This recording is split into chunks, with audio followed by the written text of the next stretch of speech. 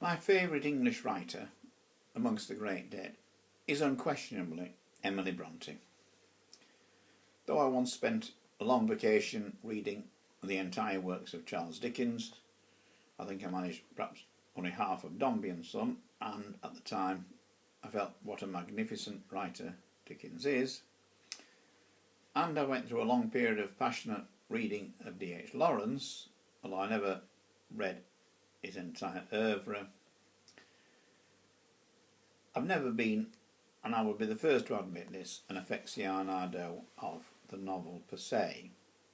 However, there is one novel that stands out amongst all others, and to me above all others, and it is simply the greatest novel written in the English language, which is Emily Bronte's Wuthering Heights.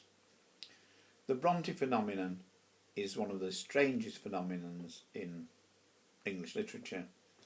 Dr. Leavis called Emily Bronte's book, or the Emily Bronte phenomenon, a sport, which is a special term from botany, which refers to some growth which is completely not normal. Lord David Cecil described Wuthering Heights as a volcano built on a Baptist chapel. It is one of the most enthralling books I've ever read, and I've always been an absolute lover of the countryside around Haworth. It is, along with Paris, my absolutely favourite place. I think because for the moment I'm unable to travel, these two places are exercising a huge influence on me, and I'm spending my time reading and rereading my favourite French writers and my favourite English writers, and to the top of the pile has come unerringly Emily Bronte. For those who have not been to Haworth, I can only recommend it. It is simply the wildest, softest, most beautiful, most alarming, and most certainly most inspirational places I've ever been to.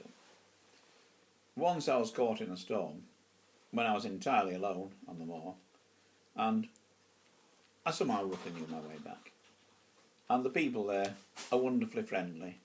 You meet local villagers exercising the dogs, exercising their horses, and how I wished, if a certain legacy had come my way which was promised, and then failed to materialise, it was my plan to buy a cottage there, but it was not to be. I will begin with Emily's most famous poem, the statement of her own fearless personality. No coward soul is mine.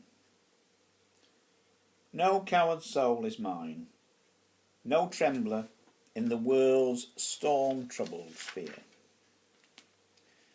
I see heaven's glory shine, and faith shines equal among me, arming me from fear.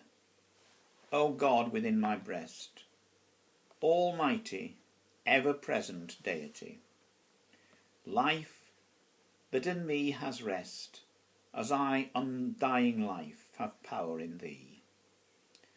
Vain are the thousand creeds that move men's hearts, unutterably vain, worthless as withered seeds, or idlest froth amid the boundless main. To waken doubt in one, holding so fast by the infinity, so surely anchored on the steadfast rock of immortality. With wide rein embracing love, thy spirit animates eternal years, pervades and broods above, changes, sustains, dissolves, creates and rears. Though earth and moon were gone, the suns and universe ceased to be, and thou were left alone, every existence would exist in thee. There is not room for death, nor atom that his might could render void, since thou art being and breath, and what thou art may ne'er be destroyed. It's a wonderful poem, an address to God, but I think a poem absolutely inspired by the moors which she and her sisters spent their lives walking over. They're very difficult to describe. They seem quite bare moors, and of course in September the heather blooms and they're incredibly purple. They're wonderfully sudden are the moors. You're walking along a path and you suddenly turn round and you look at a vista of miles and miles and miles of stone walls and huge stretches of water and huge stretches of green, and in the distance the odd farmhouse here and there. And when you leave the more obvious parts of the beaten track, you can make your way up to the house which is famed to have been one of the main buildings in the novel. It is a long, hard, arduous walk, mainly scrambling up hillsides, but it's quite safe and it's quite wonderful.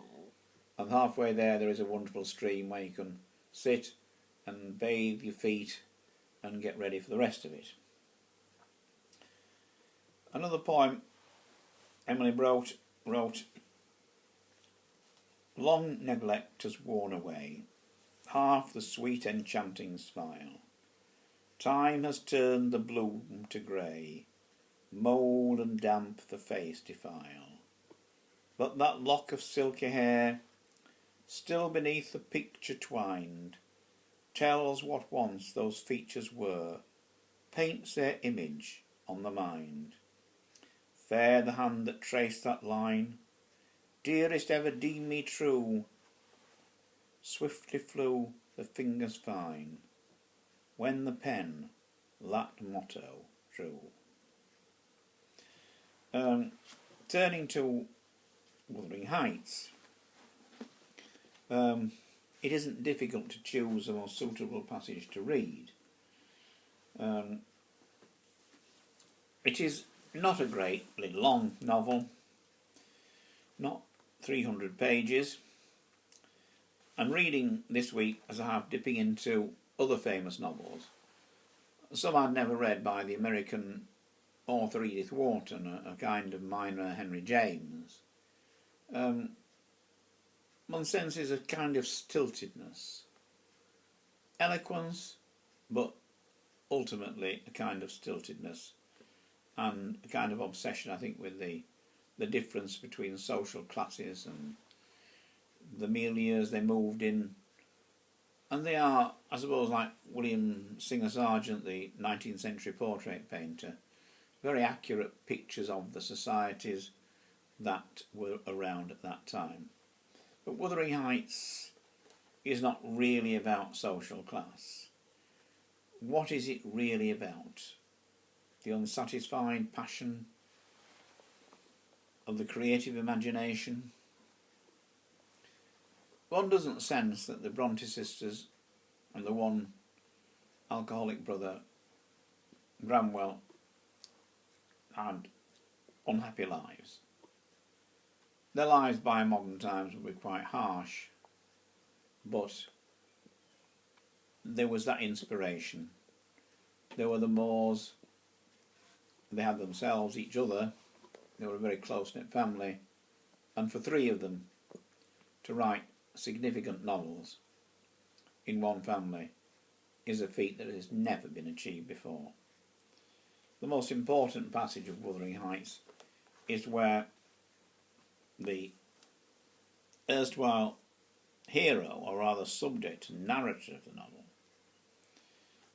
an upper middle class man who's had some kind of breakdown and becomes a tenant in these moorland places, and he is unable to get back to the large country house he has rented, and he has to stay in the house where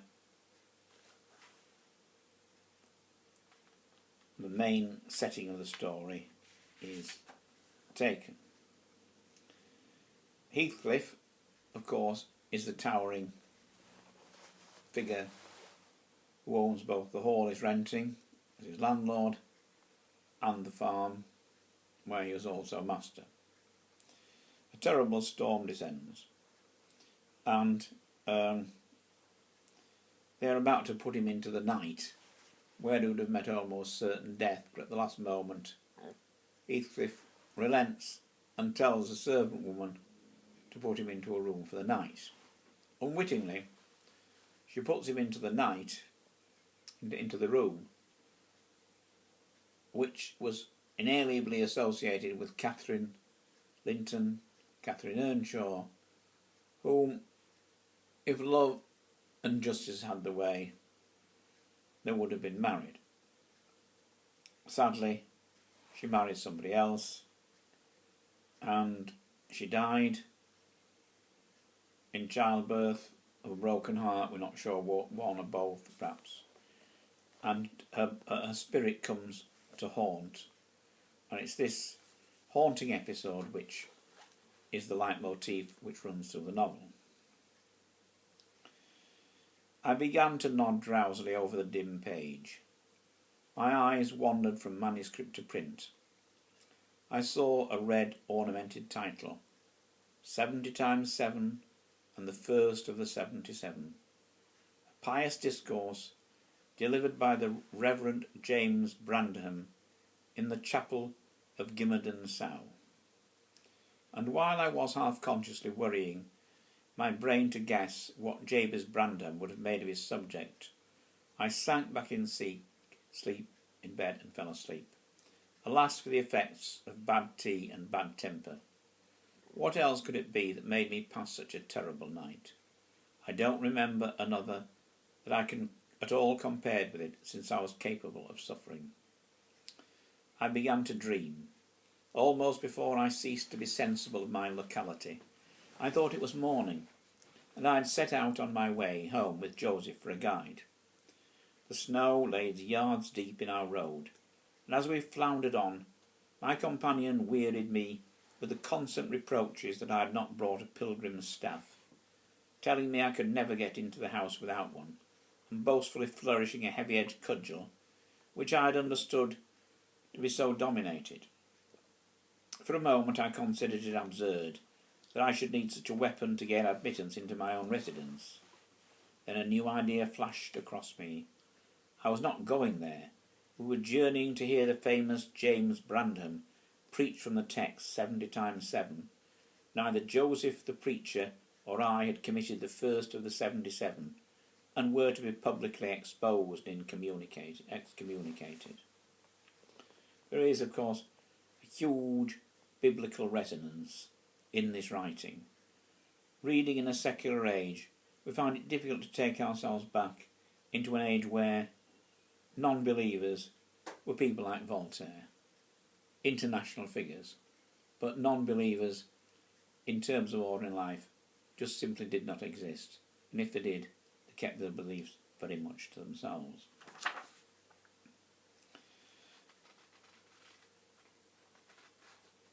After he continued to have his nightmare, he began to wake up, and he began to sense that all was not well.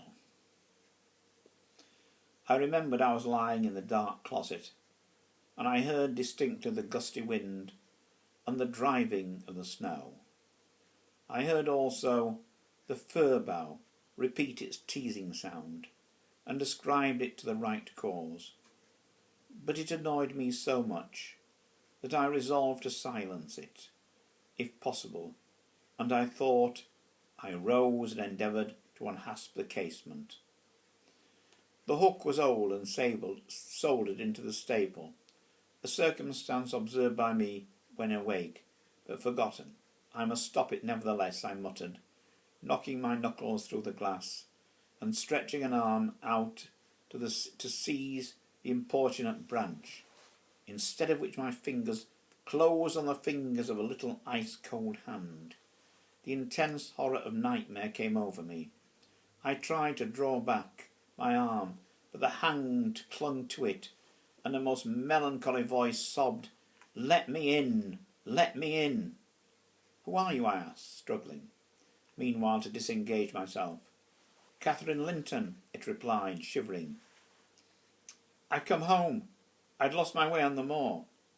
As it spoke, I discerned obscurely a child's face looking through the window.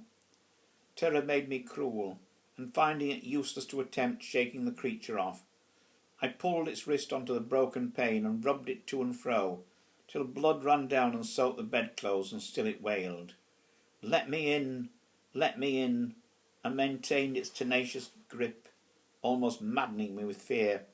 "How can I said at last. "Let me go if you want me to let you in."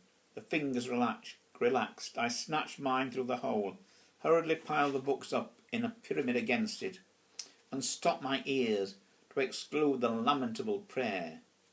I seemed to keep them close above a quarter of an hour, yet the instant I listened again, there was the doleful cry moaning on. "Begone," I shouted, "I'll never let you in, not if you beg for 20 years. "It is 20 years, mourned the voice. 20 years, I've been a waif for 20 years, mourned the voice. 20 years, I've been a waif for 20 years. Thereat began a feeble scratching outside, but could not stir a limb, and so yelled aloud in a frenzy of fright. To my confusion, I discovered the yell was not ideal. Hasty footsteps approached my chamber. I discovered the yell had awoken someone else, who pushed open the door with a vigorous hand, and a light glimmered through the squares at the top of the bed. I sat shuddering yet, and wiping the perspiration from my forehead. The intruder appeared to hesitate, and muttered to himself. At last he said in a half-whisper, plainly not expecting an answer, "Is anyone here?" I considered it best to confess my presence, for I knew Heathcliff's accents, and feared he might search further if I kept quiet. With this intention I turned and opened the panels. I shall not forget the effect my action produced. Heathcliff stood near the entrance in his shirt and trousers, with a candle dripping over his fingers, and his face as white as the wall behind him. The first creak of the oak startled him like an electric shock. The light leapt from his hold to a distance of some feet, and his agitation was so extreme he could hardly pick it up. "It's only your guest, sir," I called out, desirous to spare him the humiliation of exposing his cowardice further. "I had the misfortune to scream in my sleep. Owing to a frightful nightmare, I'm sorry I disturbed you." "Oh, God confound you, Mr. Lockwood. I wish you were at the—" commenced my host, setting the candle on the chair, because he found it impossible to hold it steady. "And who showed you up to this room?" he continued, crushing his nails into his palms and grinding his teeth to subdue the maxillary convulsions. "Who was it? I have a good mind to turn them out of the house this moment." "It was your good servant Zillah," I replied, flinging myself onto the floor and rapidly resuming my garments. "I should not care if you did, Mr. Heathcliff. She richly deserves it. I suppose she wanted to gather another proof the place was haunted at my expense. Well, it is swarming with ghosts and goblins. You have reason for shutting it up, I assure you. No one would thank you for a dose in such a den." "What do you mean?" asked Heathcliff. "What are you doing? Lie down and finish the night, since you are here. For heaven's sake, don't repeat that horrid noise. Nothing can excuse it, unless you are having your throat cut."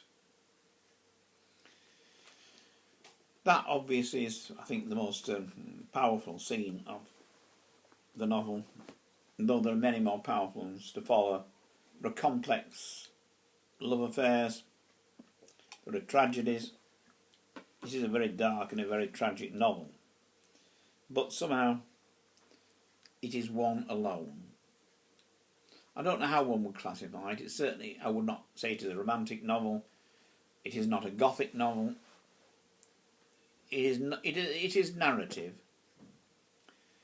and it is the narrative that keeps one absolutely locked into it. But somehow it is a novel that absolutely enshrines the meeting of the great spirits of the Bronte family with the great spirits of Haworth Moor. The spirits that when you visit it sweep across the skies and take you with them up into the cosmos. And once you've been there, you will always wish to return.